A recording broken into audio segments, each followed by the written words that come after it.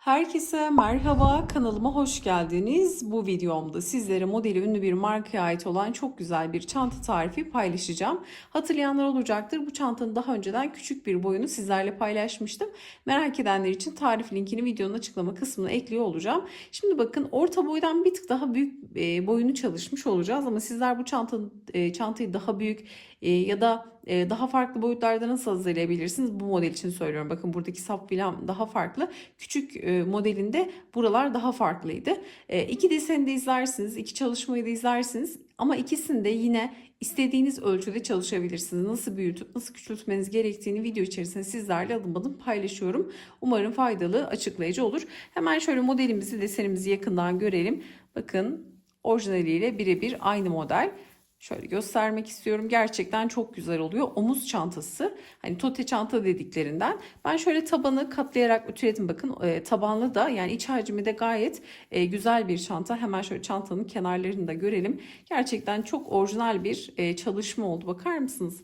İnanılmaz güzel duruyor. Ben de bu senenin rengi olan böyle kahverengiyi denedim. Yine kullandığımız iplik de çok güzeldi. Yani iplik, model gerçekten çok uyumlu, çok güzel oldu. Sonuçtan çok memnunum. Hemen şöyle çantanın iç kısmını da gösterelim. İsterseniz astarlama yapabilirsiniz ama yani böyle yazlık hasır bir çanta olduğu için içerisine bir kese, bir organizerle de çok rahatlıkla kullanabilirsiniz. Yani ekstra içine hiçbir şey de aslında gerek yok. Ama içerisine isterseniz ağız kısmını çıt çıt vesaire de yapabilirsiniz. Ama direkt ördükten sonra bu haliyle de kullanıma hazır bir çanta oldu. Keyifli ilerliyor. Böyle birkaç günde hazırlayabileceğiniz güzel bir proje oldu. Umarım sizler de beğenir ve denersiniz. Detaylı tarifimize geçmeden önce de sizlerden küçük de bir ricada bulunmak istiyorum. Kanalımıza ücretsiz abone olabilir. Videoyu beğenir ve yorumlarınızı eksik etmezseniz gerçekten çok mutlu olurum. Ben bu çalışmada rafya iplik kullandım. Daha farklı iplerle de yapılabilir ama bu görüntü için rafya iple çalışmanızı tavsiye ederim. Video içerisinde ne kadar iplik kullandığımı da yine videonun sonunda bahsediyorum. Ama şunu da özellikle söylemek istiyorum.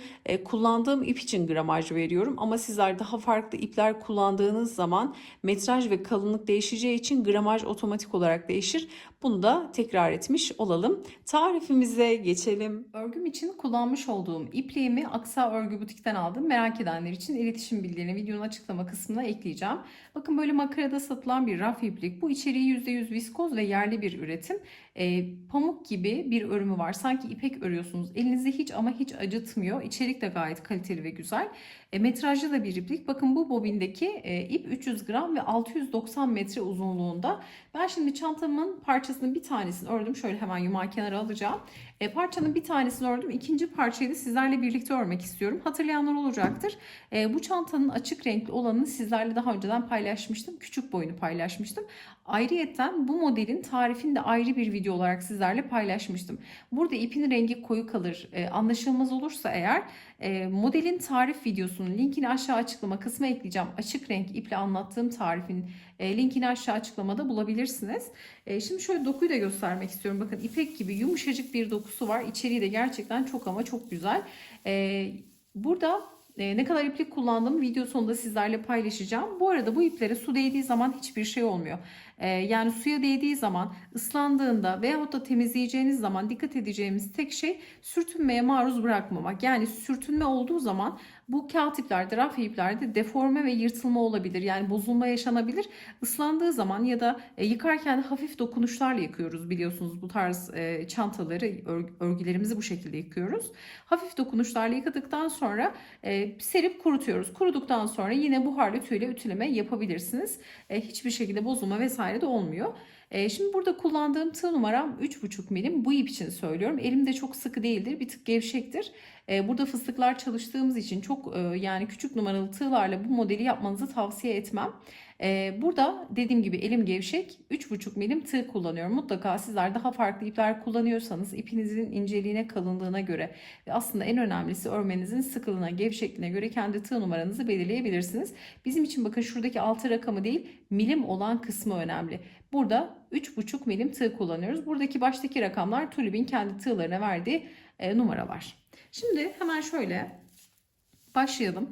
Burada küçük modelimizi tarif ederken 17 tane desen kullanmıştım. Buradaki büyük çantada 24 tane desenimiz var. Bakın şöyle düz tutsak daha net anlaşılacak. Şu iki sıra bakın tabanımız. Bunu sonradan örüyoruz. Çantamızın gövdesi 24 tane desenden oluşuyor. Her bir modelde şimdi zincir sayısını da söyleyeceğim, sık iğne sayısını da söyleyeceğim. Kaçın katından oluşuyor. Sizler örneğin bu çantayı daha büyük, daha küçük de yapabilirsiniz.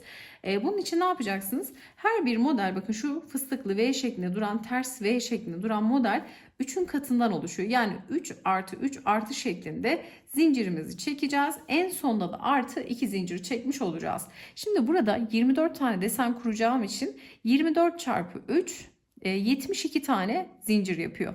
Artı 2 tane daha ekliyorum. Yani toplamda 74 tane zincirle başlangıcımı yapıyorum. Hemen şöyle başlayalım birlikte. İlk zincirimizi burada kilit yaptıktan sonra hemen ördüğüm ayarda, bakın gevşek örmüyorum, buna dikkat ediyorum. Şimdi toplamda 74 tane zincirimi hazırlıyorum. Ördüğüm ayarda olacak şekilde, çok gevşek çekmeyelim. Burada çok yayılma olmasın.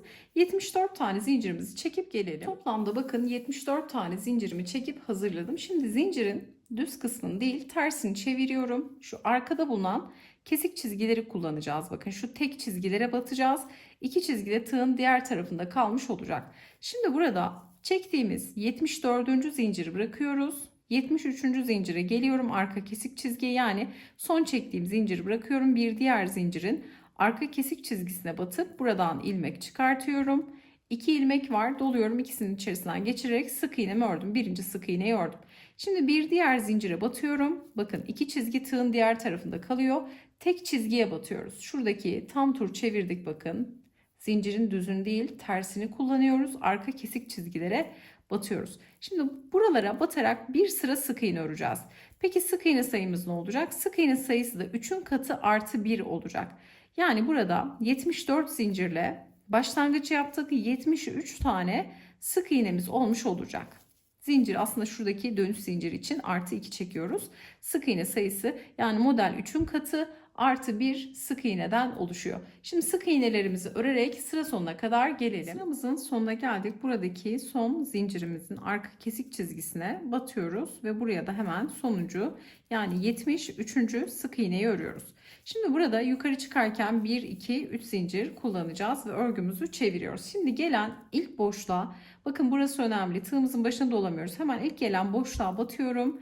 İlmek çıkartıyorum. Bir 2 santim kadar uzatıyorum. Burada tabii bu uzunluğu sizler ne kadar istiyorsanız o kadar uzatabilirsiniz. Şimdi birinci kere uzattık. Tığıma şimdi doluyorum.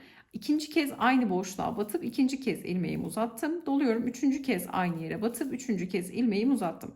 Şimdi tekrar tığım başına dolamadan hemen burada bir iki tane atlıyorum. Üçüncü sık iğneye bakın. Bir iki, üçüncü boşluğa batıyorum. Tekrar bakın ilmeğimi uzattım. Yine baştaki uzattığım mesafe kadar uzatıyorum.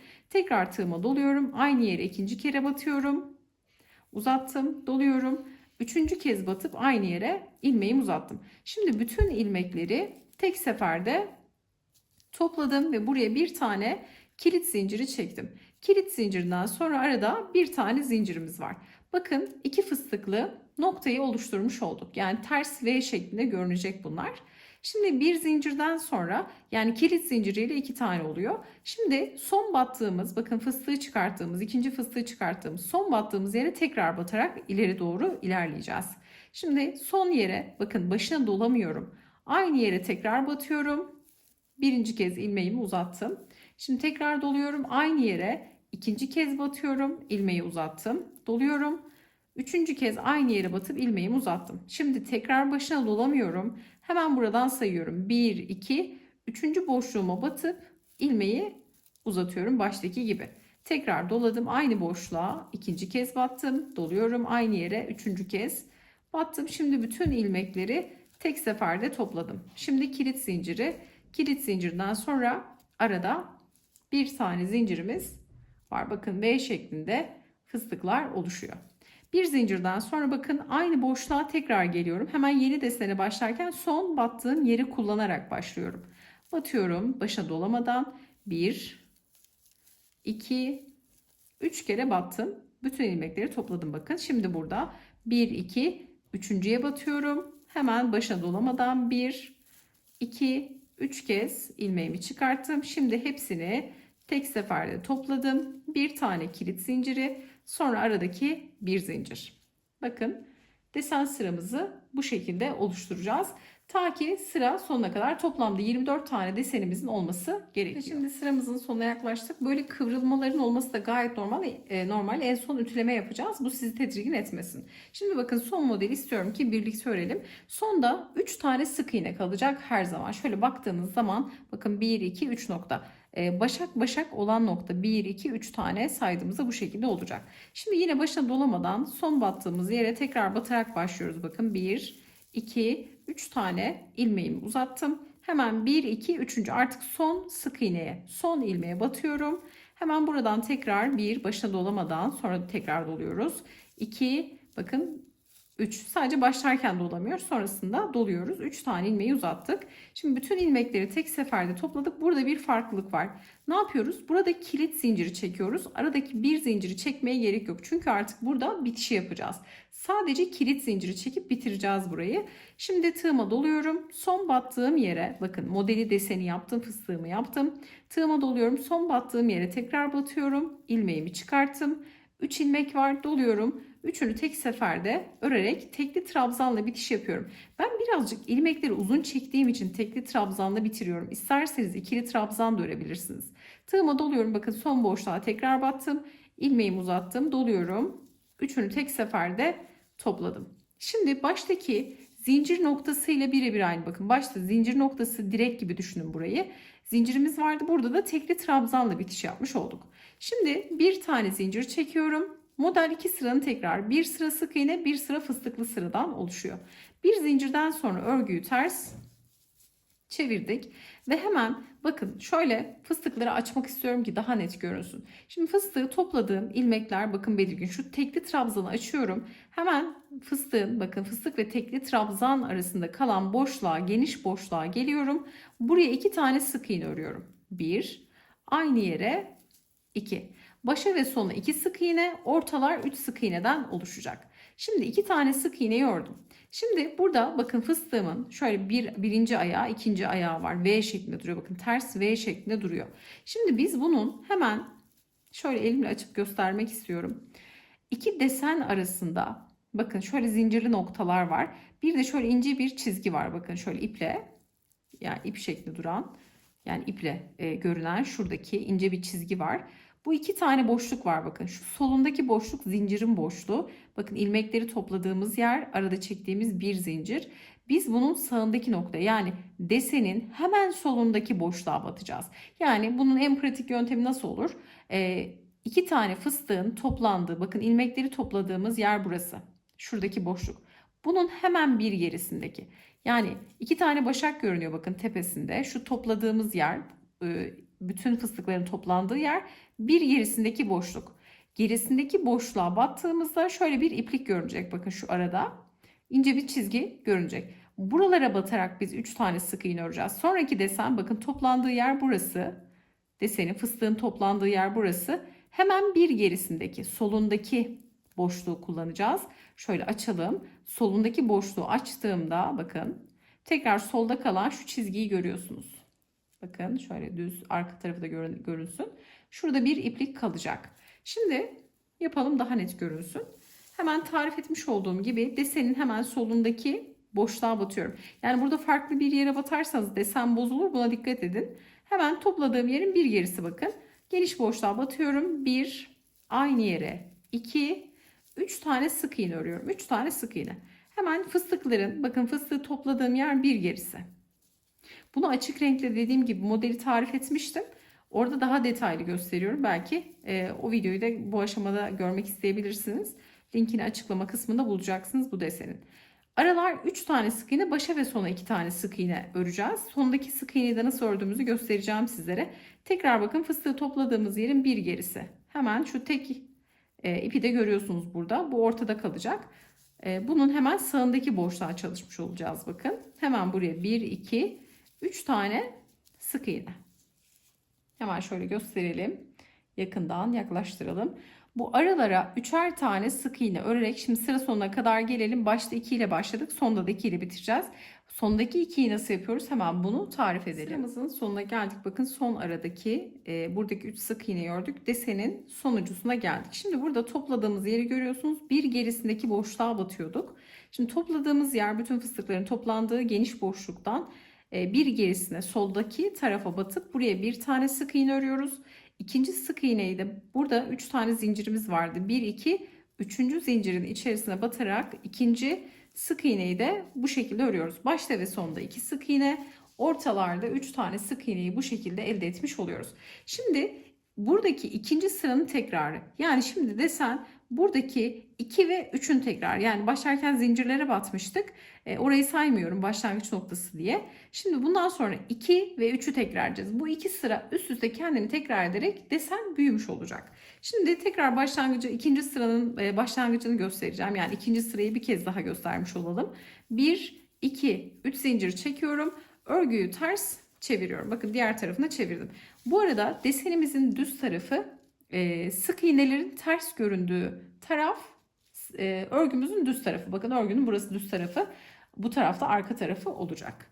Şimdi 3 zincirden sonra ne yapıyorum? Yine gelen ilk boşluğun içerisine batıyorum. Bakın ikinci sırayı tekrar diyorum. Başa dolamadan ilk boşluğun içerisine batıyorum. İlmeğimi birinci kere uzattım. Yine hep aynı uzunlukta uzatmaya dikkat ediyorum. Uzattıktan sonra hemen 1, 2, üçüncüye batıyorum.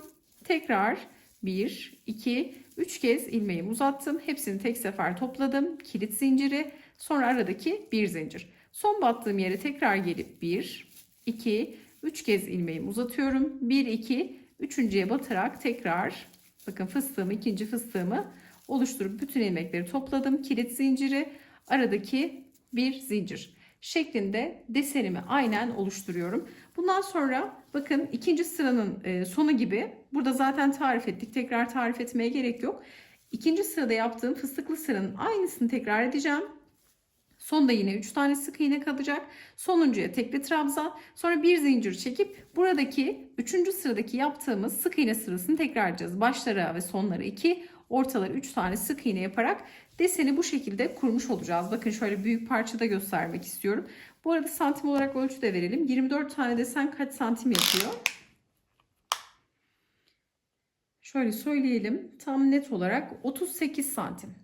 Bakın 38 santim ölçüsünde. Tabi elden ele göre değişebilir. Bazen aynı tığ, aynı ipliği kullanabiliriz ama örme sıkılığımız ve geri şeklimiz farklı olduğu zaman santim de değişir. Bazen öyle oluyor ki 5 santim bile değişebiliyor. Bunu mutlaka dikkate alın. Ölçü veriyorum. Sayıları isterseniz aynı ölçülerde yapmak isterseniz çok büyük oldu. Sayıları azaltabilirsiniz. Çok küçük oldu artırabilirsiniz gibi. Şimdi burada bakın deseni sayacağım şöyle 1, 2, 3, 4, 5, 6, 7, 8, 9, 10 sıra olana kadar 10 sıra desenimizi tekrar edeceğiz. Desen kısmı fıstıklı olan sıraları saydım. Fıstıklı sıra sayısı 10 sıra olana kadar örelim.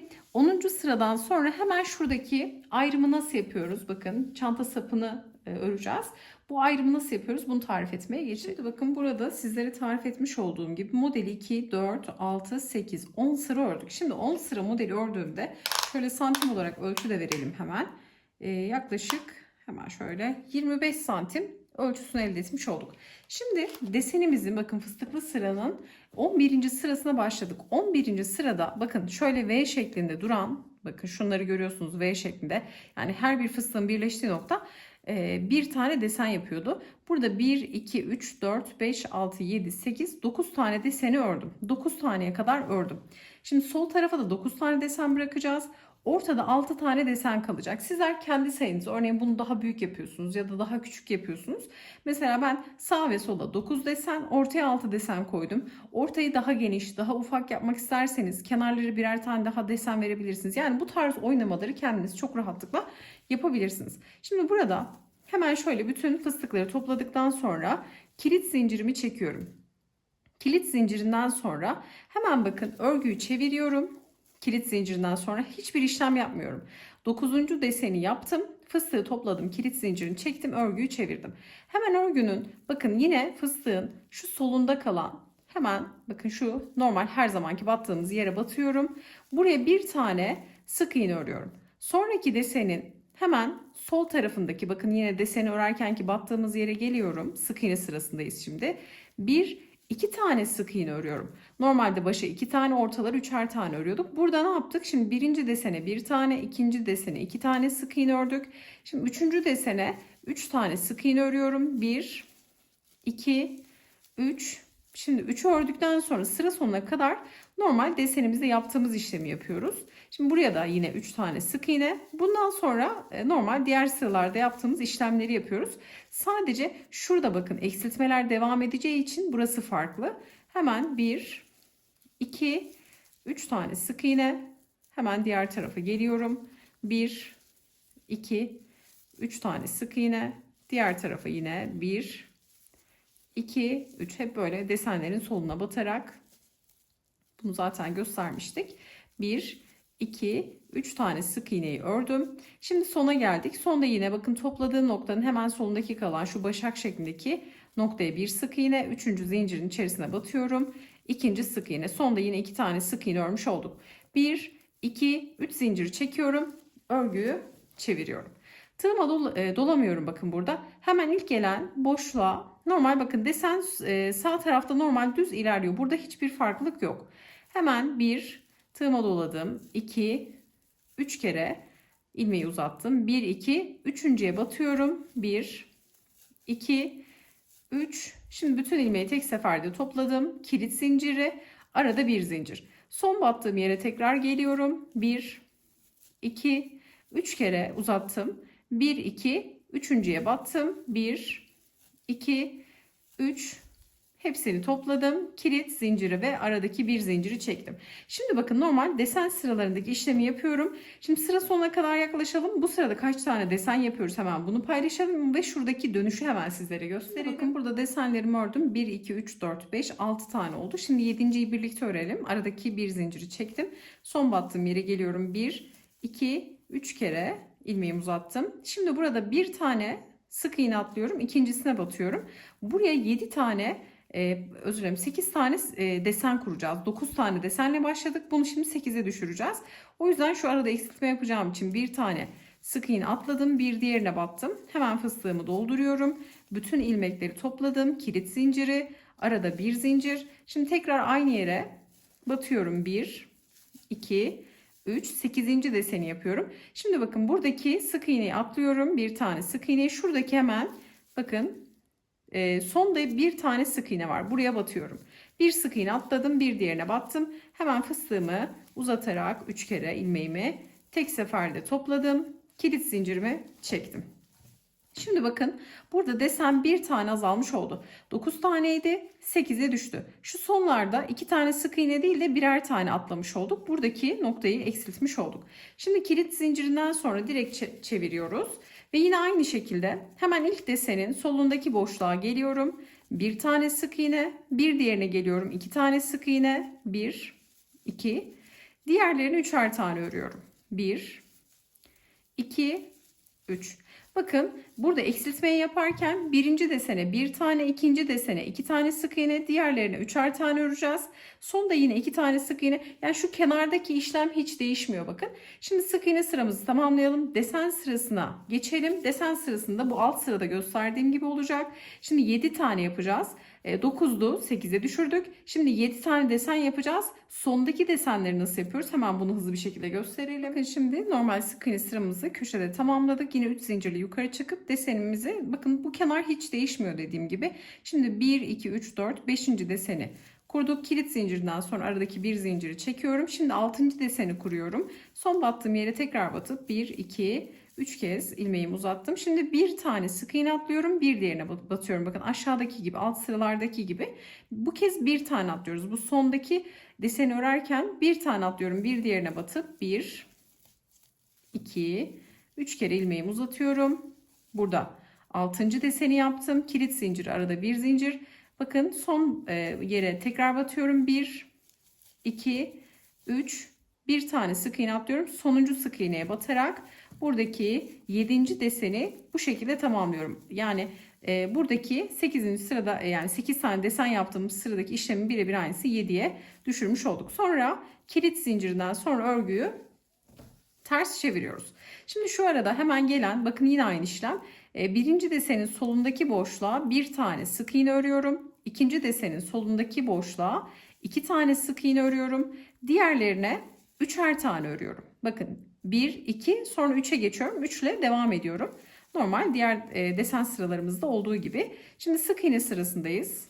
Bakın 2, 3. Şöyle hemen sırayı tamamlayalım. Çünkü burada artık 9, 8, 7, en son 3'e düşürerek bitireceğiz. Şimdi tekrar 1, 2, 3 tane sık iğne. Son kısma geldim. Bakın sonda değişen bir şey yok. Desenin sonundaki topladığımız ilmekten sonraki ilmeğe batıyorum ve 3. zincire batarak sonda 2 tane sık iğne ile bitiriyoruz. Şimdi bir tane zincir çekip örgümü çeviriyorum. Şimdi burada sonda 3 tane desen kuracağız. 3 tane desende, bakın şurada hemen şöyle göstermek istiyorum. Burada kaç tane sık iğne ördüysek birebir aynısı olmak zorunda ki eşit gelsin. Birleştirdiğimiz zaman burada herhangi bir şuradaki sık iğne eşit olmazsa, iki parça eşit olmazsa farklı bir görüntü olur. Üst üste gelmez çanta. Bakın buradaki sık iğne sayım 2, 4, 6, 8 tane sık iğne örmüşüz ve 9'uncuyu örmüşüz. 9'uncu da deseni kurmaya başlamışız. Hemen bunu nasıl yaptığımızı gösterelim. Şöyle burayı sık iğne ile geçeceğiz. Mesela diğer tarafta bu işlem yok. Diğer tarafta direkt deseni kurarak 3 tane deseni kurup o şekilde sapa geçiyoruz. Buradaki dönüş daha farklı. Şimdi iki tarafı da göstereceğim sizlere. Akılda hiç soru kalmayacak inşallah. Şimdi bakın buradaki ilk gelen boşluğa batıyorum. Zincirden sonra ilk boşluğa batıp birinci sık iğne. Bir sonraki sık iğneye batıyorum. İkinci sık iğne. Şimdi 9 tane sık iğne örelim. 2, 3, 4, 5, 6, 7, 8 ve 9. Bakın 9 tane sık iğneyi ördüm. Şimdi 9 tane sık iğneyi ördükten sonra bakın şurayı göstermek istiyorum özellikle. Sık iğneden sonra burada 1-2 tane zincir çekip direkt deseni kurmaya başlamışız. Bakın yükselti için. Ve son 9. sık iğne boşluğunda kullanarak deseni kurmuşuz. Aynı işlemi tekrar edeceğiz. Şimdi burada 1-2 zincirimi çekiyorum. Yine başına dolamadan, bakın başına dolamadan 9. sık iğnenin boşluğuna batıyorum. Bir kez ilmeği uzattım. Doluyorum. İkinci kez doladım. Üçüncü kez batıp ilmeği uzattım. Şimdi burada 1-2 tane sık iğne atlıyorum. Üçüncüye batarak tekrar 1, 2, 3 tane ilmeği uzattım. Şimdi hepsini tek seferde topladım. Kilit zinciri, arada bir zincir bakın. Diğer tarafla tamamen aynı olmuş oldu. Şimdi burada tekrar bakın 1, 2, üçüncüye batacağız. Sonda bir tane batıp yapmış olacağız. Yani normal desen devam ediyor şimdi. Birinci deseni yaptık. Zincirden sonra tekrar son battığım yere geliyorum. İlmeği yine uzattım. 1, 2, 3 kere uzattım. Şimdi 1, 2 tane atlıyorum. Üçüncüye batıyorum. 1, 2, 3 kere ilmeği uzatıp şimdi ikinci deseni yapıyorum. Kilit zincir, arada bir zincir. Yine aynı boşluğa geliyorum. 1, 2, 3 kere bakın doldurdum. Şimdi buradaki sık iğne atlıyorum. Sonuncu. Burada bir tane atlıyorum. Bakın zaten eksiltme yaptığımız için bir tane sık iğne kalıyor. Buradaki sonuncu sık iğneye batıyorum. 1, 2, 3 kez ilmeği uzatarak hepsini tek seferde topladım. Kilit zinciri. Şimdi bakın burada birebir aynı olmak durumunda şu karşı tarafla. Şimdi ne yapacağız? Bakın 3'e düşen desen şimdi teke düşüyor. Burada dönüşü sağlayacağız. Burada 4 tane sık iğneye ihtiyacımız var. Yani desenin bir taneye düşmesi için 4 tane sık iğneye ihtiyacımız var. Şimdi burada 3 tane olan noktayı 4 taneye düşürmüş olacağız. Bunu da nasıl yapıyoruz? Şimdi kilit zincirini çektikten sonra örgüyü ters çeviriyoruz. Ve ne yapıyorduk? Hemen ilk desenin solundaki boşluğa bir tane örüyorduk. Diğerine hemen ikinci desene 2 tane sık iğne örüyorduk. Şimdi burada artık bitireceğimiz için bakın 3 tane sık iğne oldu. Dördüncü artık son sık iğne. Ne yapıyorum? Buradaki ilmeği topladığım ilmekten sonraki gelen, bakın şu fıstıkları topladığım noktadan sonra gelen yere batıyorduk. Buraya da 4. sık iğneyi örüyorum. Zinciri ekstradan batmıyorum. Bura böyle eksilmiş oluyor. 4 tane sık iğneye düştü. Şimdi desen yine aynı ilerleyecek. Bir sıra sık iğne, bir sıra desen, bir sıra sık iğne, bir sıra desen şeklinde fıstıklı sırayla 2 sıranın tekrarından oluşacak sap kısmı. Şimdi 1, 2, 3 zincir çekip örgüyü çeviriyoruz. Şimdi yine gelen Bakın 4 tane sık iğne elde ettik. 3 zincirle yukarı çıktık. Hemen ilk gelen boşluğumuza batıyoruz. İlmeği bir uzattık. Aynı yere ikinci kere battık, uzattık. Aynı yere üçüncü kez batıp uzattık. Şimdi ortadaki 2 tane sık iğne atlıyorum. Sonuncu sık iğne bakın. Dördüncü sık iğne, son sık iğne. Buna batıp şimdi tekrar 1, 2, 3 kere ilmeğimi uzattım. Şimdi bütün ilmekleri topluyorum. Sadece kilit zincirinden sonra tığıma doluyorum. Burada bitiş yaptığımız için hemen tekrar sonuncu sık iğneye tekrar geliyorum. İlmeğimi uzattım. 3 ilmek var. Tekrar doladım. Üçünü tek seferde topladım. Bakın 4 sık iğneden oluşacak saptaki desenimiz. 3 zincirle yukarı çıkıp tekli trabzanla bitiş yaparak deseni oluşturmuş olacağız. Yine aynen 4 tane sık iğnemizin olması gerekiyor. Şimdi bir zinciri çektik. Örgüyü çevirdik. Hemen geliyorum. Başta hep 2 tane sık iğne batıyorduk, hatırlayalım. Aynı işlem burada da olacak. Hemen tekli trabzandan sonra boşluğumuza 2 tane sık iğne örüyoruz. 1, 2. Sonra bakın fıstığı topladığımız şu geniş boşluğa batıyoruz. 3. sık iğne ve hemen 3. zincirin içerisine 3. zincire batıp 4. sık iğneyi elde etmiş oluyoruz bakın. 4. sık iğneyi elde ettik. Şimdi 1, 2, 3 zincir, örgüyü tekrar çevirdik. Şimdi gelen boşluğumuza, ilk boşluğumuza batıyorum. 1, 2, 3 kere ilmeği uzattım. Ortada 1, 2 tane sık iğne atladım. Sonuncu sık iğneye batıyorum ve ilmeklerimi uzatmaya başlıyorum. 1, 2, 3. Şimdi bütün ilmekleri tek seferde topladım. Kilit zinciri. Tığıma doluyorum. Son sık iğneye tekrar gelip ilmek çıkartıp 3 ilmeği tek seferde toplayarak tekli trabzanla sıramı bitirmiş oluyorum. Bakın sapa geçtik. 2 sıra deseni tarif etmiş oldum burada sizlere. İpliğim birazcık koyu renk, umarım anlaşılıyordur. Işığı vesaire sizlere göre ayarlamaya çalıştım net anlaşılsın diye. Zaten sözlü olarak da yaptığım adımları tek tek tekrarlayarak ilerliyoruz bu aşamada. Bakın aynen burada yaptığımız gibi sapı şimdi tamamladık. Kaç tane öreceğiz? Bakın 3'e düştü desen, sonra 1'e düştü. Şimdi bu desen böyle ilerleyecek. Sapın uzunluğunu ne kadar istiyorsanız o kadar yapabilirsiniz. Bakın oldukça yani omuza girebilecek bir ölçü bu arada şuradaki.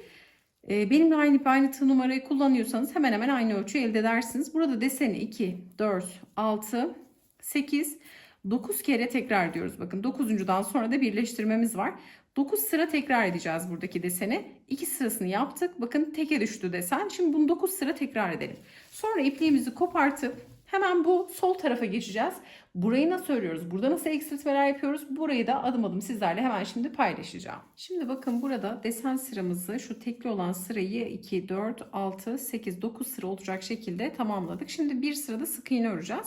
Şimdi bir zincirimi çektim. Hemen gelen boşluğumuza 2 tane sık iğne, hemen desenin solundaki noktaya bir sık iğne, 3. zincire de bir sık iğne örerek toplamda 4 sık iğne ördük. Şimdi şöyle bir tane zincir çekeceğim. İpimi şöyle yeteri kadar kesip çıkartıyorum bu aşamada. Şimdi diğer tarafa başlayacağız. Hemen buraya nasıl başlıyoruz bunu göstereyim. Şimdi bakın burada yaptığımız işlemleri bu tarafta da aynen tekrar edeceğiz. Burada yapmanız gereken şey şu. Örneğin farklı sayılarda yapıyorsanız eğer burada kaç tane sık iğne kullanmışsanız burada da o kadar sık iğne kullanmanız gerekiyor. Bunu neden söylüyorum? Şimdi biz sanki ipliği hiç kopartmamışız gibi normalde bakın sık iğneler bize ters bakacak.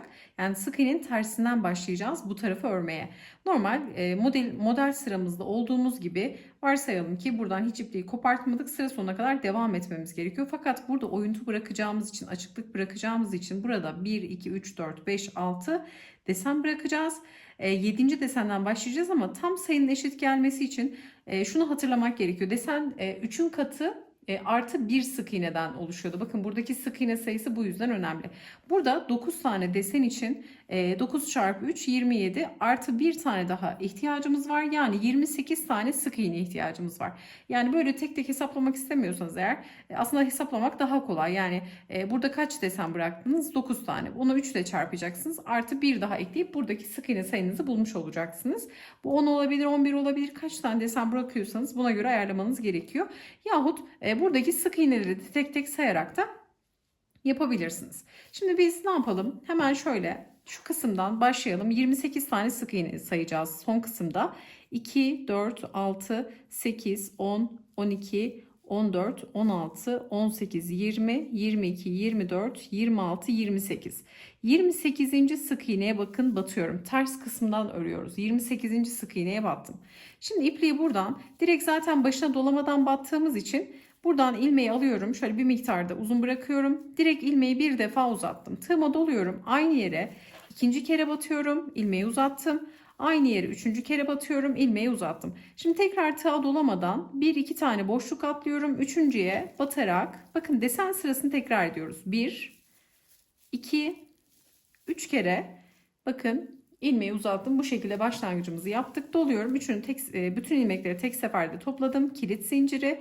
Arada bir zincirimiz. Şimdi son yere tekrar batıyorum. Yine 1, 2, 3 kere ilmeğimi uzattım. Sonra 1, 2, üçüncüye batarak bakın desenimizi aynen oluşturmaya devam ediyorum. Kısa ipi de arada gizleyerek örüyoruz. Bütün ilmekleri topladım. Kilit zinciri arada bir zincirimizi çekiyoruz.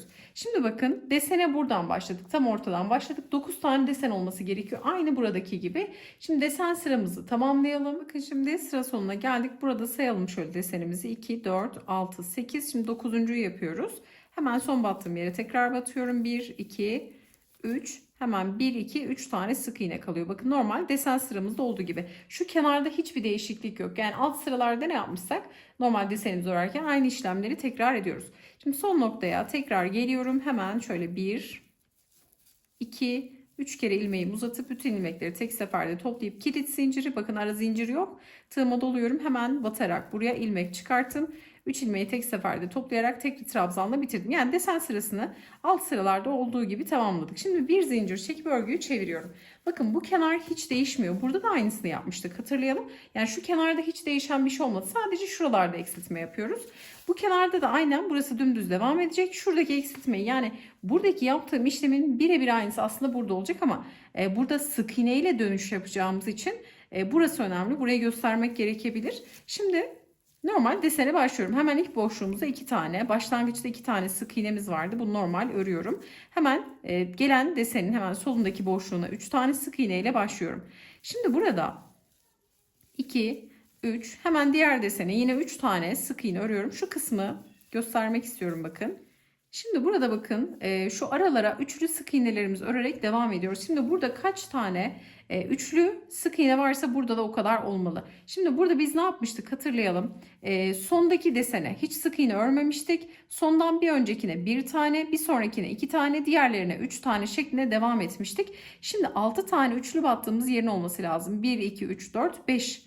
Şimdi 6.'yı batacağız. Fakat şuradaki bakın son deseni uyguladığımızda şuraya son bir sık iğne ördüğümüzde bu çıkıntı şeklinde kalacak. Burada bakın sık iğne ile dönüş yapıyoruz. Fakat şurada hatırlayalım. Bizler burada 9 tane deseni ördükten sonra bir zincir çekip sık iğne ile sırayı tamamlıyorduk. Kenarı normal düz devam ettiriyorduk. Şuradaki bir zincir şu kısmı tutuyordu. Bakın ne kadar düzgün bir eksiltme var burada. Fakat burada son deseni bırakaraktan dönüşümüzü yaparsak sık iğne ile şurası çıkıntılı kalır. Şimdi burayı göstereceğim. O yüzden burada farklı olarak ne yapacağız? Normalde 6 tane üçlü yerin olması gerekiyor. Fakat biz buradaki üçlünün bir tane sık iğnesini sonuncuya vereceğiz. Yani burada 1, 2, 3, 4, 5 tane üçlü sık iğne olacak. Bakın şimdi sayıları da söylüyorum. Sizler bunu çok rahat tolere edeceksiniz. Yani şunu da yapabilirsiniz. Burada kaç tane sık iğne ördük? 9 tane desenden sonra burada da o kadar sık iğne olmalı. Bir sonraki sırada da buradaki yaptığımız işlemi aynen tekrar etmiş olmalıyız. Şimdi gelelim. Hemen şöyle. 5. üçlü sık iğneyi de ördüm. Şimdi bir sonrakine 2 tane örüyorum. 1, 2. Bir diğerine bakın şimdi buradaki şöyle sayalım. 1, 2, 3, 4, 5. Bir diğerine yine 2 tane örüyorum. 1, 2. Bir diğerine bakın sondan bir öncekine bir tane örüyorum. Ve hemen şu sonuncu desenin ilmekleri topladığımız yere, bakın ilmekleri topladığım yere orta kısma batıp buraya bir tane sık iğne örüyorum. Yani şuradaki üçlünün bir tane sık iğnesini bu sondaki desene vermiş oldum. Ki düzgün bir şurada geçiş yapmış olalım. Şimdi ne yapacağız? 3 zincirle yukarı çıkacağız. Normal desen devam ediyor. Örgüyü çeviriyorum. Şimdi burada hatırlayalım. Ne yapmıştık? 8 tane desen kurarken şu kenarda eksiltmede iki desende bir tane sık iğne atlamıştık. Normalde ne yapıyoruz? İki tane sık iğne atlıyoruz. Şu ara boşluklarda iki sık iğne atlanıyor. Fakat şu baştaki iki tane desende bir sık iğne atlayacağız. Yani şuradaki uyguladığım işlemi, çünkü sayılar aynı olduğu için birebir aynen uygulamam gerekiyor. Şimdi 3 zincirden sonra ilk boşluğun içerisine geliyorum. İlmeği uzattım, doluyorum. 2, doladım, 3. Şimdi bakın bir tane atlıyorum. Bir tane sık iğne, ikinciye batıyorum. 1, 2, 3 kez ilmeği uzattım. Tek seferde topladım. Şimdi şöyle bakın, şu kısmı sık iğne örmemizdeki sebep şuydu. Daha düzgün bir geçiş olsun bakın. Şurayı daha oval yapmış olduk aslında. Şimdi bir tane kilit zincir, arada bir zincir, son battığım yere tekrar batıyorum. 1, 2, 3 kere ilmeğimi uzattım. Şimdi yine bir tane atlıyorum. İkinciye batarak 1, 2, 3 tane ilmeğimi uzattım. Topladım. Kilit zincir, aradaki bir zincir. Bakın ilk iki desende 8 tane deseni örerken ilk iki desende birer sık iğne atladım. Şimdi diğerlerinde ikişer tane atlayacağım. Alt sıralarda olduğu gibi. Hemen son battığım yere tekrar 1, 2, üçüncüye batıyorum. 1, 2, 3 ilmekleri tek seferde topladım. Kilit zincir, arada bir zincir. Son battığım yere tekrar batıyorum. 3 kere ilmeğimi uzattım. 1, 2. Bakın üçüncüye. 1, 2. Üçüncüye batıp tekrar aynı işlemleri tekrar diyorum. Şimdi desen sıramızın birebir aynısını sıra sonuna kadar uygulayalım. Hemen şu sıra dönüşünü sizlerle paylaşalım tekrar. Bakın sıra sonuna geldik. 7 tane deseni yaptık. Şimdi 8. yapıyorum. Son yere tekrar gelip 1, 2, 3. Şimdi 1, 2, 3. son sık iğneye batıyorum. Bakın kenarda hiçbir değişiklik yok. Burayı da atlamadan sizlere göstermek istedim. Tekrar kilit zinciri, ara zincir yok. Tığıma doluyorum. Hemen tekli trabzanla bu kenarı tamamladım. Şimdi bir zincir çekip örgüyü ters çeviriyorum. Şimdi burada da bakın aynı işlemi tekrar ediyoruz. Yani buradaki yaptığımız sık iğne sayısınca burada da aynı sık iğne olacak. Desen bu kez 7'ye düşecek. Hemen geliyorum. İlk boşluğa 2 tane sık iğneyi örüyorum. Hemen şunu yapabilirsiniz. Yani en pratik yolunu söylüyorum sizlere. Şimdi 8. Yani 8 sıra deseni ördüğümüz, bakın 8 tane desenin olduğu yerde kaç tane üçlü var? 1, 2, 3, 4, 5 tane üçlü var. Bir tane ikili, bir tane de birli var. Yani burada da aynı sayıyı yapmam gerekiyor. Fakat burada ne yapacağız? Sonda desen olduğu için, şurada zincirli kısım olduğu için şu kısmı da kullanıyorum ki şu aradaki, yani şu geçiş çok böyle kademeli merdiven gibi olmasın. Biraz daha oval geçsin diye. Çünkü bu tarafla bu taraf aynı olmuyor tabii ki. Buradan sık iğneyle dönerken buradan desenli dönmüş oluyorsunuz. O yüzden şimdi buradaki sık iğne sayısıyla birebir aynı sık iğne sayısını uygulayacağım. Şu kısımda da, yani şu kısmın bitişini bir gösterelim hemen sizlere. Buraları hiç kesmeyelim en iyisi. 2 sık iğne ördüm. Şimdi 5 tane sık iğne var üçlü. Bize 4 tane olacak. 1, 2, 3 tane. Normal deseni ördüğümüz sırayla devam ediyoruz bakın. Hemen 1, 2, 3. Bir diğerini hemen desenin. 1, 2, 3. Bir diğerine tekrar 1, 2, 3. Şimdi desen üçlü sıramız 1, 2, 3, 4 olacak. Bakın beşli yapmıyorum. Şurada çünkü azaltacağım için bir tanesini sonuncu desene veriyorum. Şimdi burada bir diğerini ikili batıyorum. 1, 2, bir diğerini tekrar ikili batıyorum. 1, 2. Bakın 2 tane ikili var bu kez. Desende 1'e düşürdüm. 2, 2, 1. Sonuncuya, son desene, tam orta göbeğe, hatta isterseniz şuraya dahi batabilirsiniz. Şu kısım daha düzgün olur. Bakın şu zincirin olduğu, yani deseni ilmekleri topladığım yerin bir gerisi. Buraya batarak, çünkü alt sırada bu nokta yoktu. Bakın direkt fıstık olduğu için şu kısma batsak daha düzgün olur. İlmekleri topladığım yer değil. Bakın bir gerisindeki boşluğa batıp buradaki sık iğne sayısını birebir aynısını elde etmiş oluyorum. Şimdi tek tek sık iğne saymak vakit kaybı olacağı için kaç tane üçlü batmışsak zaten 2, 1 şeklinde bitiriyorduk, hatırlayalım. Fakat burada üçlünün birini sonuncuya verdiğimiz için 2 tane ikili olmuş oluyor. Tek fark bu. Şimdi yine 1, 2, 3 zincir çekip şöyle örgümüzü diğer tarafına çevirelim. Hemen gelen ilk boşluğa batıyorum. 1, 2, 3. Bakın bir tane atlıyorum. Bir diğerine batıyorum. 1, 2, 3. ilmekleri topladım. kilit zincir, sonra arada bir tane zincirimiz var. Şimdi bakın buradaki 7'li olan sırayı yapıyorum. Burada yine 2 tane, bakın ilk 2 deseni bir bir atlamıştık. Burada da aynısını yapacağım. Aynısını yapmazsanız eğer sık iğne sayınız eşit gelmez. Bunu da belirtmiş olalım. Şimdi son noktaya tekrar batıyorum. 1, 2, 3. Yine bir tane sık iğne atlıyorum. Bir diğerine 1, 2, 3 şeklinde hepsini topladım. Kilit zincir, arada bir zincir, sonra tekrar aynı yere batıp 1, 2, 3. Şimdi 1, 2, üçüncüye batıyorum. Sonra bakın üçlü devam edecek. Kilit zincir, bir zincir. Şimdi sıra sonuna kadar ilerleyeceğiz. Burada şimdi 7 tane desenimiz olmuş olacak. Umarım açıklayıcı olmuştur. Bu kısımları da kesmeden tek tek ifade ederek sizlere tarif etmek istedim. Şurayı tekrar bir kontrol edeceğim. Evet, 2 tane bırakmışız. Sadece 2 tane desende birer tane atlamışız. Sonra diğerleri 2 2 şeklinde tamamlanmış. Hemen hızlı bir şekilde bitirelim bu kısmı. Son noktaya tekrar geliyorum. 2 3 1 2 3 kilit zincir, ara zincir var. Sonra 1 2 3 1 2 üçüncüye batıyorum. 1 2 3 topladım. Kilit zincir, ara zincir. Son noktaya tekrar 2 3 1 2 üçüncü sık iğne, bakın son sık iğneye batıyorum. 1 2 3 hepsini tek seferde topladım. Sadece kilit zinciri. Son noktaya tekrar gelip tekli trabzan. Şimdi bir zincir çekiyorum. Örgümü çeviriyorum. Şimdi 9, 8, 7 tane oldu. Şimdi sık iğne sıramızı öreceğiz aynen. Fakat burada farklılığımız var. Bu tarafta ne yapmıştık? Üçlüyü örerken sık iğne sırasını ördükten sonra sık iğne ile dönüş yapıp desenini yapmıştık. Burada öyle bir şeye ihtiyacımız olmayacak. Şimdi burayı nasıl yapıyoruz? Yani yine aslında buradaki sayının birebir aynısını elde etmiş oluyoruz. Bakın şu kısma bakabilirsiniz. Yine 1, 2, sonra 3, 3 şeklinde devam ettik. Üçlü kaç tane? 1, 2, 3. 4 tane, bakın üçlüden 4 tane var. Şimdi aynısını yapacağız. Fakat dördüncü üçlüyü son üçüncüsünü son desene vererek yapacağız. Tek fark bu. Hemen geliyorum ara boşluğa. 2 tane sık iğne ile başlıyorum. Desen normal başlıyor diğer sıralarda olduğu gibi. 1, 2, birinci üçlü.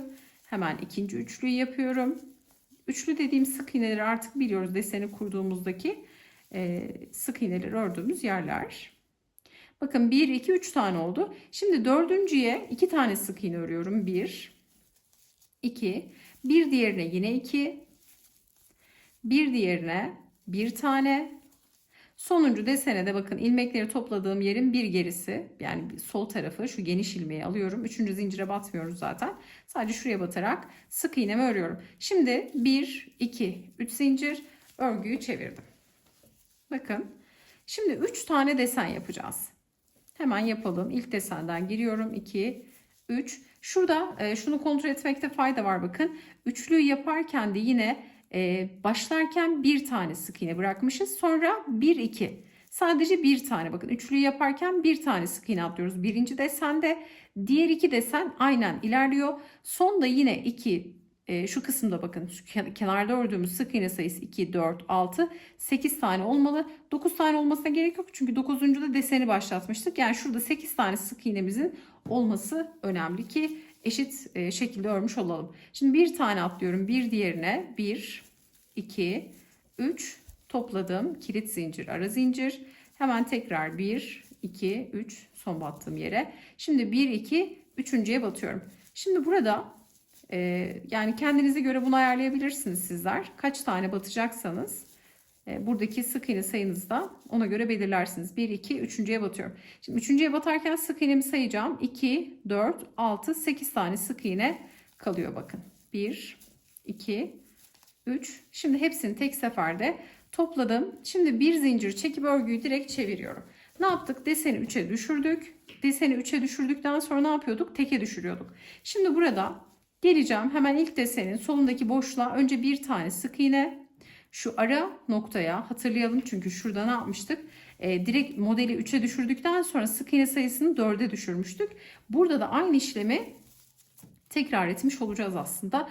Buraya 1, 2, ortaya 2 ve dördüncü sık iğneyi de sonuncuya yapacağız. Birinciyi buraya yaptık. Bakın desenin soluna yaptık. Hemen ortadaki desenin solundaki boşluğa 1-2 tane sık iğne ördüm. Sonuncu desenin hemen ilmekleri topladığım yerin bir gerisine, alt sıralardaki gibi batıyorum çünkü.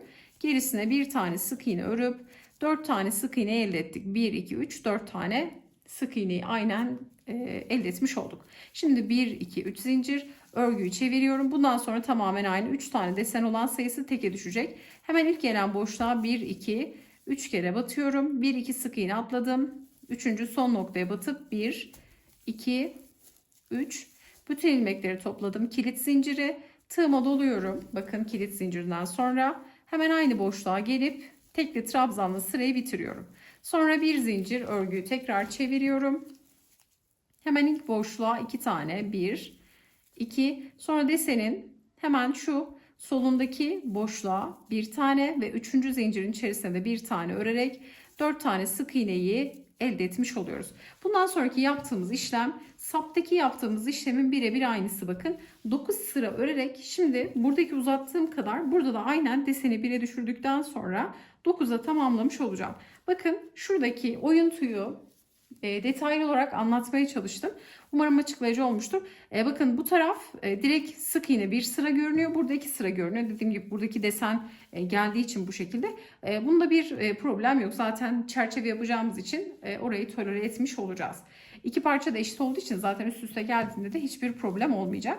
Şimdi burada 9 tane sapın, bakın buradaki ördüğümüz 9 sıra sapı burada da aynen örelim. Hemen bir sonraki işleme geçelim. Şimdi bakın sapı böyle 9 sıra ördük. Karşı tarafla birebir aynen eşit oldu. Şimdi bu ikisini birleştireceğiz ve iç kısımda düz taraftan sık iğneleri örmeye geçeceğiz. Normalde böyle bakın ne kadar keskin hatları. Şimdi bunu ovalleyeceğiz aslında sık iğnelerle. Şimdi bu 9. sıradan sonra sık iğne sırasını aynen ördüm. Şimdi bakın şu iki parçayı tersten birleştireceğim. Önce bu fıstıkların yani sık iğnelerin düz kısmındayım bakın.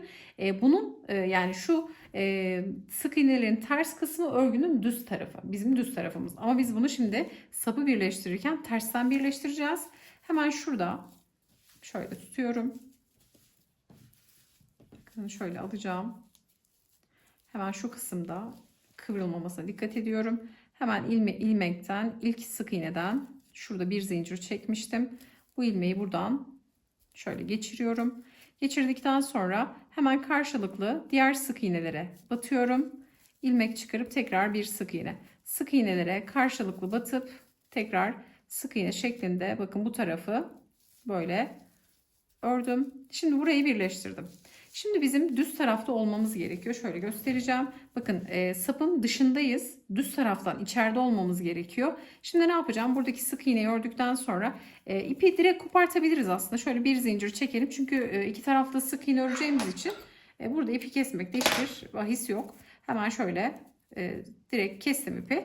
İstediğiniz bir noktadan başlayabilirsiniz ama şuradan bitip ve başlama kısmını buradan gerçekleştireceğim. Bakın örgünün düz tarafından şu sapı ortada bir bütün haline getirdik. Bu arada örgünüz böyle yamuk bozuk olursa şu kısmı ütüledim, bunu da söylemek istiyorum. En son buhar ütüyle ütülediğimiz zaman bakın şimdi ne kadar bozuk duruyor. Örerken zaten elimizle bozuyoruz. En son buhar ütüyle son şeklini vermiş olacağız. Bu aşamada hiç tedirgin olmayın. Şimdi hemen şöyle geliyorum, sapı birleştirdiğim noktadan şu kısa kalan ipleri bakın ikisi de bu tarafta. Bunu en son bu tarafta birleştireceğim. Şimdi biz iç taraftan başlayacağız. Hemen şöyle bir zincirle bir ilmek oluşturuyorum. Burada sık iğnelerimizi örmeye başlayacağız. Hemen şu kesişen noktada ara boşluğa batıyorum. Hemen bir tane birinci sık iğnemi örüyorum. Sonra bakın uygun gelen boşluklara batacağız. Şu aralara yani burada bir çerçeve yapacağız. Burada sık iğnelerle bu kısmı geçmiş olacağız. 2 sıra sık iğnemiz var. Hemen onu nasıl yapıyoruz gösterelim. Batış yaptığım yerleri söyleyeceğim aslında sizlere. Hemen şu ara boşluğa geliyorum. Bir tane bu araya sık iğne örüyorum. Kısa ipleri de gizliyorum bakın. Hemen şu tekli trabzanı ördüğüm noktanın gövdesine bir tane sık iğne örüyorum. Hemen bakın tekli trabzanı ördüğüm sık iğnenin tepesine geliyorum. Yani sık iğne boşluğuna sık iğne örüyorum. Hemen şu ara boşluğa geliyorum. Bakın hemen ara boşluğa geliyorum. Buraya bir sık iğne. Sonra hemen şu tekli trabzanı ördüğüm sık iğnenin tepesi. Bir de sık iğne yani şu kısımdaki ara boşluğa da batıyorum bakın. Bunu zaten elinize aldığınızda sizler daha rahat göreceksiniz. Şu ara boşluğa da bir tane örüyorum. Sonra buradaki tekli trabzanın gövdesine bir sık iğne. Hemen şu araya bir sık iğne. Şu kısmı da atlamıyorum bakın. Şu tekli trabzanın olduğu yere de bir sık iğne. Sonra gövdeye, şu tekli trabzanın gövdesine. Bakın direkt geniş boşluğa da batabilirsiniz aslında. Direkt geniş boşluğa batalım. Geniş boşluğa sık iğne. Sık iğnenin içine sık iğne. Hemen bakın şu ara kesik çizgiye de bir sık iğne. Ara boşluğa bir sık iğne şeklinde. Bunu sizler elinize aldığınız zaman nerelere batacağınızı daha rahat göreceksiniz aslında. Hemen şöyle geniş boşluğa batıyorum. Gövdeye batmaya ekstradan gerek duymadım. İsterseniz batabilirsiniz. Şimdi bu şekilde tarif etmiş olduğum gibi sık iğnelere batarak sap kısmını geçiyorum. Şurayı kesmeyeceğim ki bu kısımlarda nasıl batıyoruz şu aralara. Bunu net bir şekilde görelim. Bakın geniş boşluğa batıyorum tarif etmiş olduğum gibi. Burada aslında bir çerçeve yapacağız. Hem örgüye bu ovalliği vermiş olacağız. Şimdi şu aradaki bakın sık iğne boşluğuna batıyorum. Burada ilmekleri topladığım boşluk geliyor. Buraya batıyorum. Şurada hemen şu gövdeye batıyorum. Bakın fıstığı çıkarttığım gövdeye batıyorum. Hemen bunun şuradaki dibine değil de hemen desenin olduğu yere bir sık iğne örüyorum. Sonra gövdeye bir sık iğne örüyorum. Hemen bakın şu aşağıya bunu elinize aldığınız zaman sizler daha rahat göreceksiniz. Mesela şurası kastı. Aslında ikisini aynı anda yapmanızı tavsiye ederim. Çok ara vermeyin. Bu parçayı ben çok önce örmüştüm. O yüzden şu kısımları mutlaka hatırlayarak yani birebir aynı şekilde örmekte fayda var. Kasma yapmasın. Hemen şu aşağıya da batalım. Sonra fıstıkları topladığımız yere hemen fıstığın gövdesine bir tane sık iğne. Hemen dibine bakın ilmekleri topladığımız yer. Şu araya. Ama zaten örgü sizi yönlendiriyor. Yani hiç örerken tedirgin olmayın. Şöyle elinizle bir düzlediğiniz zaman nereye batmanız gerektiğini aslında çok rahat görüyorsunuz. Hemen şu tepeye, fıstıkların olduğu yere. Şimdi burada bir eksiltmemiz var bakın. Eğer burayı tamamen düz geçerseniz burada toplama yapar. Fakat ben şuradaki hemen ördüğümün üzerinden göstereceğim sizlere. Bakın şu kısımlarda eksiltmeler yaptım başlarken. Yani bir sıra sık iğne örerken bakın mesela 2 tane sık iğne örmüşüm. Bir tane atlamışım. 2 sık iğne ördüm, bir atladım. 2 sık iğne ördüm, bir atladım. Kaç tane atlama yapmışız? 1, 2, 3, 4. 4 tane atlama var. Bakın şu arada 4 tane atlama yapmışım.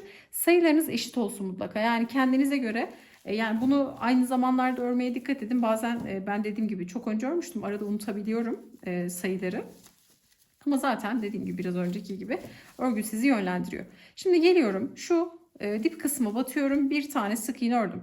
Şimdi bir tane atlıyorum bir diğerine. 2 tane sık iğne örüyorum. 2 sık iğneden sonra bir tane atlıyorum. Tekrar 2 tane sık iğne örüyorum. Şimdi bir tane atlıyorum. Tekrar 2 tane örüyorum. 1, 2, bir tane atladım. Hemen bir diğerine sırayla 2 tane sık iğne örüyorum. Şöyle atladığım yerleri de sayacağım. 1, 2, 3, 4. Bir tane atladım bir diğerine. Bunu 5 yapmışım yüksek ihtimalle. Orada bir tanesini görmedim sayarken. Yine bir tane atlayıp şu kısımda hemen şu dibe batıyorum. Hemen örgünün diğer tarafına bakın geçiyorum. Gövde kısmına şöyle batıyorum. Hemen kesiştiği noktaya. Hemen şu dip ara noktaya. Bakın şimdi burada zincirli nokta geliyor. Zincirin şöyle gövdesine şu aralara bakın batarak ilerliyorum ki buradaki şu ovalliği elde edelim. Diğer taraftaki gibi. Bakın buraları hiç kesmedim. Nasıl ördüysem olabildiğince bütün detayları vererek sizlere tarif etmeye gayret ediyorum. Şimdi şuradaki keskinlik nasıl azaldı görüyorsunuz değil mi? Biraz önceki yaptığımız azaltmalarla şuradaki o keskinliği yuvarlamış olduk. Şimdi buradan devam edeceğiz. Tarif etmiş olduğum gibi uygun boşluklara batarak bakın sap ne kadar yamuk. Şimdi ütülediğimiz zaman bu şu hali alacak. Bakın bu şekli almış olacak. Şunu da söyleyelim. Şimdi burada sık iğnelerimizi örüp geleceğiz. Burada kaydırma yapıp bir sıra daha sık iğne örüyoruz. Buraya iki sıra sık iğne örüyoruz. Yani birinci sırada şöyle eksiltmeleri yaparak sık iğneleri öreceğiz. Yani düzgün bir şekil vereceğiz birinci sıra sık iğne sırasında. İkinci sırada ise hiçbirine eksiltme vesaire yapmayacağız. Her birine bir tane sık iğne örerek ikinci sıra sık iğneyi de o şekilde tamamlayacağız. Şimdi istiyorum ki burada tarif etmiş olduğumuz gibi sırayı tamamlayalım. Hemen şurada bitiş ve başlangıcı hızlı bir şekilde gösterelim. Bakın sıra sonuna geldim. Uygun boşluklara batıp şimdi ilk sık iğnenin olduğu yere geldim. Hemen ilk sık iğnenin tepesine batıyorum. İlmek çıkarıp kaydırma yapıyorum. Bir zincirle yukarı çıkıp hemen ilk sık iğneden başlayarak burada her bir sık iğnenin tepesine bir tane sık iğne öreceğim bakın.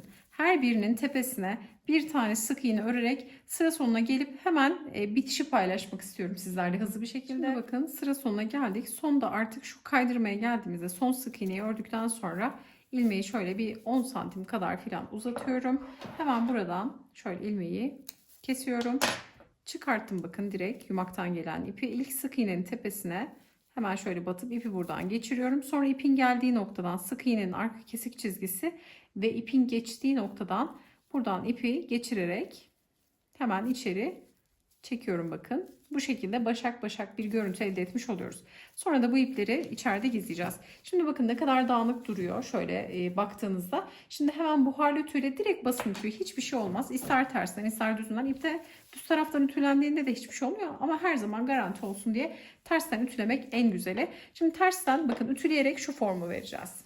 Hemen görelim bitmiş halini. Bakın ütülenmiş halde bu şekilde. Şimdi ne yapacağız? Biz burada tabana başlayacağız. Tabanda kaç tane desen kurduğumuzu hemen söylemek istiyorum. Başlarda ikişer tane desen bıraktım. Ortada bakın sayalım. 2, 4, 6, 8, 10, 12, 14, 16, 18, 20 tane desen kurmuşuz. Hemen şuradan direkt bakın işimiz daha kolay. Burada hemen sayıları sizlere söyleyeceğim. 2, 4, 6 tane sık iğne bırakıyoruz. 7.den başlıyoruz. Neden 7.den başlıyoruz? Hemen şöyle bakın sık iğnenin tersi bize bakmalı. Bakın yani çantanın düz tarafından başlayacağız. Hemen şuradan 2 tane sık iğne atlıyorum. Bakın 2, 4, 6 tane sık iğne atlıyorum. 7.ye bakın batıyorum direkt. Aynı diğer tarafta başladığımız gibi burada şöyle ipi hemen geçiriyorum. Tabanı öreceğiz artık. Tabanı örmeye geçiyoruz. En son komple ütülemesini yaparız. İlmeği 7. sık iğneden geçirdim. Aslında zincirli nokta bakın. Zincirlerin aslında arka kesik çizgisine batmamızdaki en büyük neden buydu. Şimdi başak başak bir görüntü var bakın burada. Aynı sık iğnenin tepesine batıyormuşuz gibi. Bakın bütün noktalar sık iğnelerin tepeleri gibi. Şimdi sık iğneyle başladığımız için ekstra bir sık iğne örmüyoruz. Direkt desenle modele başlıyoruz. Hemen buradan ilmeği geçirdim. Baştaki 3 zinciri çekiyorum. Sanki varsayalım ki burada desen sırasına yeni başladık. Burada 6 sık iğne bıraktım. Hemen 7.den 3 zincir çektim. Tekrar bakın 7. zincire başına dolamadan batarak desenimi aynen uyguluyorum. Hemen şöyle 1, 2, 3 kere batışımı yapıp uzattım. Şimdi burada 2 tane sık iğne atlayacağım. 1, 2 tane atlıyorum. Üçüncüye batarak tekrar 1, 2, 3 tane ilmeğimi uzatıp hepsini tek seferde topladım. Kilit zincir, aradaki bir zincir. Hemen son noktaya tekrar gelerek bakın deseni birebir aynen uygulayacağız. Başta 2, sonda 2 tane yani 24 desenle başlamıştık zaten. İkişer tane sağ sola bırakacağız. Ortada 20 tane desen olacak. Şimdi 20 tane desen örelim. Sıra sonunda nasıl dönüş yapıyoruz? Hemen bunu gösterelim tabanda. Şimdi bakın sıra sonuna geldik. Sondaki desenimizi de yaptık. Bütün ilmekleri toplayıp kilit zincirimizi çektikten sonra tığıma doluyorum. Bakın sonda 6 tane sık iğne kalıyor. Saydığınızda yine 6 tane sık iğnenin kalması gerekiyor. Şimdi son battığımız yere bakın tekrar batıyorum. İlmek çıkartıp sondaki gibi aslında doluyorum. Bütün ilmekleri tek seferde topluyorum. Tek trabzanla yine aynı bitişi yapmış oluyoruz. Şimdi bir tane zincir çekiyorum. Örgümü ters çeviriyorum.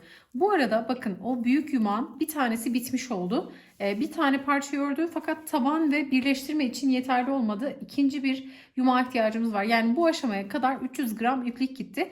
Zannediyorum bir 320 gram kadar yani bir 20-30 gram daha kullanırım gibi geliyor. Şu kısım için de kullanacağım. Yani bunu 50 diye yuvarlasak daha net olur aslında. 350 gram gibi bir iplik gidecek. Şimdi bende ikinci bir yumak vardı. Onu da dahil ederek devam edeceğim. Şimdi burada aynı işleme devam ediyoruz. Bakın desenin hemen tekrarlıyorum aynısını. Hemen ilk gelen noktaya 2 tane sık iğne. Diğerlerine 3'er tane sık iğne. Şimdi buradaki 20 tane deseni bir sıra daha öreceğiz. Şimdi bitmiş üzerinden göstersek daha net olur. Şimdi bakın burada deseni 2 sıra daha tekrarlıyoruz. Şöyle düz tarafından gösterelim. Deseni 2 sıra tekrarlıyoruz. Bir sırada sık iğnemizi örüyoruz. Sık iğneyi normal ördükten sonra bir zincir çekip ipliğimizi kopartacağız. Şimdi iki parçayı da burada yapmış olduğumuz gibi ütüleyeceğim. Bakın iki parçayı da aynen tamamlıyoruz. Sonra artık birleştirme kısmı kalıyor. Şimdi iki parçayı da tarif etmiş olduğum gibi bitirelim. Ütülemesini yapalım. Artık iki parçayı da bir bütün haline getirmeyi hemen sizlerle hızlı bir şekilde paylaşalım. Bakın iki parçayı da ütülerken mutlaka böyle ters kısımları iç içe bakacak şekilde üst üste koyup ikisini de eşitleyerek ütülemekte fayda var. Özellikle benimle ayrı zamanlarda örmüşseniz, benim gibi yapmışsınız. Örneğin bir parça ördünüz, aradan biraz zaman geçti, diğer parçayı ördüyseniz mutlaka eşitleyerek ütülemesini yapın. Genelde mağazalarda yapılan yani bu seri üretimdeki çantalarda da çok ciddi buharlama işlemi yapılıyor. Özellikle kalıplara konup, tahta kalıplara konarak çok ciddi buhar verilerek çanta formu şekli veriliyor. Yani bu özellikle bu ip için söylüyorum. Ütülemekten hiç korkmayın. Hiçbir problem olmayacaktır. Şimdi parçamızın bitmiş haldeki ölçülerini verelim. Sonra artık iki parçayı bir bütün haline getirmeye geçelim. Şimdi şöyle tabanın uzunluğunu söyleyelim. Öncelikle bakın uzunluğu 32 santim, tabanın 20 sıra modelin ölçüsünü söylüyorum. Şöyle tabanın yarısını söylüyorum şimdi. 5 santim, tabanda bir 10 santim gibi bir genişlik olacak. Şu zaten şöyle dikilecek. Bunu sizler de göreceksiniz şimdi yaptığımızda. Çantanın şu taban hariç bitmiş boyunu söyleyeceğim. Yani derinliğini söyleyeceğim. Çantanın kullanılabilir derinliğini söyleyecek olursam yaklaşık 25-26 santime yakın bir derinliği oluyor. Şu sap kısmının yani şu açısını söyleyelim. Kolumuzun geçtiği yerin genişliği de 24 santim bakın. Çantanın tamamen şuradan tutarak, şu uç kısımdan tutarak boyunu söyleyelim. Bu da şöyle tam tutmaya çalışıyorum. Tabii 1-2 santim fark eder. Bu hiç problem değil. Bakın yaklaşık 32-33 santim ölçüsünde. En ölçüsünü vermiştim ama tekrar bir şöyle tekrarlayalım. Yeniden bir ölçü alalım. Şuradan tutsak daha sağlıklı olacak. 38 santimde çantanın tamamen genişliği var. Ölçüler de bu şekilde. Bundan sonra şimdi çantamızı artık birleştireceğiz. Şimdi bu tarafta bakın ters kısımları burada şöyle iç içe bakacak. Biz şimdi içeriden yani tersten birleştirme yapacağız. Tamamen tersten birleştireceğiz. En son düz tarafa çevireceğiz. O yüzden hemen ne yapıyorum? Düz tarafını çeviriyorum. Düz taraflar iç içe bakacak. Mutlaka dikkatli bir şekilde birleştirelim. Hemen şöyle kontrol ediyorum. Sık iğnenin tersi. Bunun da tersi. Hemen getiriyorum.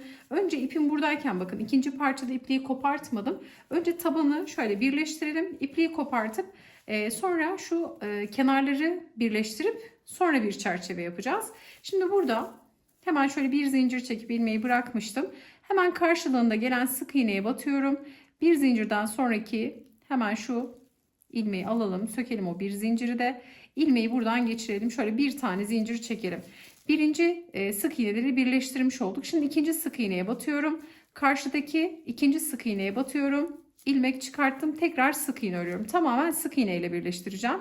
İsterseniz etamin iğnesiyle dikebilirsiniz. Kaydırma yöntemiyle de kaydırarak da birleştirebilirsiniz. Bu tamamen sizin zevkinize kalmış. Nasıl yapmak istiyorsanız dikiş iğnesiyle de dikilebilir. Şimdi sıradaki sık iğneye batıyorum. Karşı parçadaki sıradaki sık iğneye batıyorum. Karşılıklı aynı sapta yaptığımız gibi karşılıklı sık iğnelere batarak tamamen sık iğne ile birleştireceğiz. Şöyle bir görüntü oluyor bakın. Bu da bir genişlik veriyor. Bu da güzel duruyor. Şimdi sık iğne ile sıra sonuna kadar birleştirip hemen gelelim. Bakın burada son sık iğneye de karşılıklı batıp sık iğnemi ördüm. Şöyle arada bir tane zincir çekeceğim. Şimdi isterseniz burada ipi kopartıp devam edebilirsiniz ama ben şöyle çantanın duvarına doğru da birleştirmeye devam edeceğim. Yani şu L kısmı geçeceğim. Burayı sonradan dikeceğiz. Yani birleştireceğiz. Şimdi bakın şu şekilde şu arayı hiç görmeden, şu L kısmı hiç görmeden şimdi bir tane zinciri çekiyorum. Bakın şöyle üst üste zaten örgü. Şimdi şu duvar kısmını birleştireceğiz. Bakın direkt duvar kısmına geçeceğim. Şuradan bakın şu açık olan yeri bırakacağım. Hemen şu 24 tane desenin olduğu karşılıklı bakın uçtan birleştirerek bu duvar yani gövdeyi birleştireceğim. Ta ki sapın olduğu uca kadar bakın şu uca kadar buradan buraya kadar birleştireceğiz.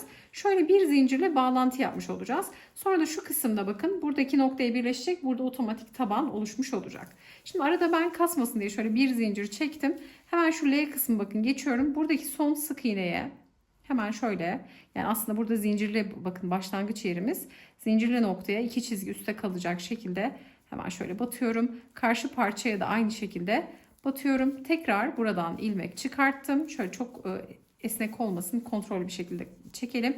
Sık iğnemi ördüm. Şimdi karşılıklı boşluklara batarak kısa ipleri de bu aşamada gizleyerek sık iğnelerle tekrar birleştirmeye geçiyorum. Bakın uygun boşluklara karşılıklı batarak şöyle ara noktalara karşılıklı batıp, bakın zaten örgü direkt yani geliyor. Bunu görüyorsunuz elinizde.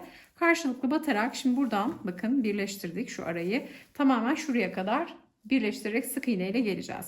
Sonra burada ipliği kopartıp diğer tarafta da aynı işlemi yapacağım. Hemen şu kısmı göstermek istiyorum, bakın. Burada geçişi yaptık.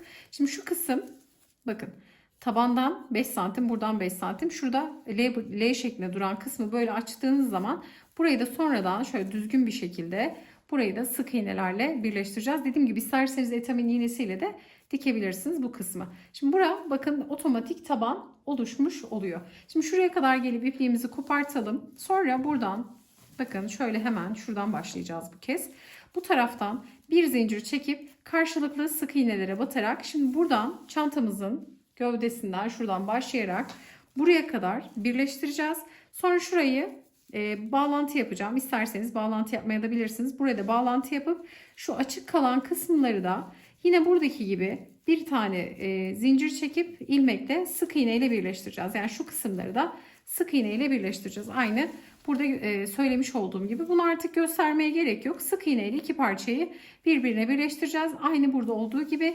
Şimdi tabanı, yan tarafları tamamen birleştirelim. En son çantamızın şu düz tarafına çevirip düz tarafına çevirdikten sonra çantayı bütün haline getirdikten sonra şu kenarda bir sıra böyle bir ya da iki sıra sık iğne geçeceğiz. Bu dış kısmını hemen sap gövde kısmını nasıl sık iğne ile geçiyoruz onu anlatmaya hızlı bir şekilde geçelim. Çantamızı bakın sizlere tarif etmiş olduğum gibi önce tabanı sonra da açık olan kenarları içeriden birleştirdik. Bu tarafı da yine aynı şekilde tarif etmiş olduğum gibi tamamladım. Herhangi bir ütüleme vesaire yapmadım. Bakın şu an bozuk duruyor. Şimdi kenar kısmından başlayalım. Şu ağız kısmında bakın bir sıra böyle sık iğne gideceğiz. Şöyle tamamen dış kısmında şu kısa kalan ipleri de bu aşamada gizlemiş olacağız. Hemen şöyle başlayalım. İpimi alıyorum. Hemen şöyle bir zincirle bir ilmek oluşturuyorum. Hemen şöyle köşe noktadan bakın birleştirdiğimiz yerden tam ortadan olacak şekilde batıyorum. İlmek çıkarttım. Sık iğne örüyorum. Burası kasma yaparsa yani daha aşağıda durursa tekli trabzan dahi örebilirsiniz. Şimdi gelen sık iğneye hemen şöyle batacağım. Bir tane sık iğne. Bir sonraki sık iğneye tekrar sık iğne. Bakın burada bir sıra sık iğne sırası var. Her birine şu kısa ipi de gizleyerek sık iğne örmeye geçiyorum bakın. Şöyle şu kısmı biraz hızlı geçelim. Bakın burada sık iğneler var. Direkt sık iğnelerle devam ediyorum. Şimdi sapın bakın şu kısmında da aynı içeride nasıl yapmışsak aynı işlemleri de dış tarafında da uygulamış olacağız. Uygun boşluklara geliyorum bakın. Şöyle ara boşluklara, uygun noktalara sık iğneler örüyorum. Bazen aynı noktaya iki tane de örebiliriz. Şöyle ara boşluğa hemen bir tane, bu kısma bir tane şeklinde bakın. Tamamen şu iç tarafta yaptığımız gibi buradan dış taraftan bakın şu kenardan başlayacağım. Bu dış taraftan sık iğnelerimi öreceğim. Bir sıra örmek yeterli olacak. Sadece bir sıra sık iğne geçelim. İçeriğiyle aynı olsun isterseniz iki sırada örebilirsiniz ama bence hiç gerek yok. Bir sıra gayet yeterli olacak. Direkt bir sıra sık iğne örüp buradan tamamen bir çerçeve yapacağız. Bakın buradan geleceğiz. Şu kısa ipleri de gizleyerek öreceğiz. Buradan dönüşümüzü yapacağız sık iğnelerle. Buradan devam ederek başladığımız yerde bitişimizi yapacağız. Bitişte zaten şurada nasıl yaptığımı sizlere göstermiştim. Bakın taban falan gayet güzel oluyor. En sonunda buharlı ütüyle güzel bir ütüleyerek çantamızın ölçülerini de son kez paylaşıp artık çantamızı tamamlayalım. Çantamızı bakın sizlere tarif etmiş olduğum gibi tamamladım. Son kısımda sadece bir sıra sık iğne giderek bakın bitişimizi yapmış olduk. Yani ikinci bir sıra sık iğneye gerek duymadım. Kenarda da bitişimizi yaptık. Şimdi çantamızın toplam kabaca ölçüsünü verelim. Hemen şöyle en kısmını söyleyelim. Şöyle genişliğini söyleyelim. Genişliği yaklaşık tabii kenarlardan katlama vesaire de oldu. 37 santime. Hemen şöyle boyunu da uçtan uca söyleyelim. Tabandan şöyle uca kadar olan kısmı da 53 santim ölçüsünde. Tarifimiz de bu şekildeydi. Yapacak olanlara kolaylıklar diliyorum. Bu arada ne kadar iplik kullandığımı da söyleyeyim. İkinci yumaktan yaklaşık bir 10-20 gram arasında bir iplik kullandım. Yani toplamda bu çantanın ağırlığı 315 gram gibi düşünebilirsiniz. Ama ben tabii fazla söylemekte her zaman fayda var. Çünkü bazen elden ele göre değişebiliyor. Yani 350 gram gibi de düşünebiliriz bunu. Yani büyük bobinden ikinci yumağı açtım. Ama ikinci yumağı almak istemiyorsanız, tek yumakla yapmak istiyorsanız ne yaparsınız? Ya desen sayısını bir ya da iki tane, yani bir tane eksik yaparsınız. Deseni 23 de yapabilirsiniz. Şu orta 6 değil 5 olabilir mesela. Ya da 10 sıra ördük. 10 sırayı 9 sıra örersiniz. Bu tarz değişiklikler yaparak bir yumaktan da böyle bir çantayı rahatlıkla çıkartmış olursunuz. Ama dediğim gibi bu sayılarla yapacaksanız ikinci bir yumağı açmanız gerekiyor. İkinci yumaktan da çok kullanmıyoruz. Yani kalan iple de, ikinci yumağın kalın ipiyle de bu modelin küçük boyutunu çok rahatlıkla çalışırız. Bunu da belirtmiş olayım. Zaten küçük boyunun tarif linkinde açıklamada bulacaksınız. Yapacak olanlara kolaylıklar diliyorum. Umarım sizler de beğenir ve denersiniz. Videomuzu beğenmeyi, yorum bırakmayı, kanalımıza abone olmayı unutmayın. Bir sonraki videoda görüşünceye dek hoşça kalın.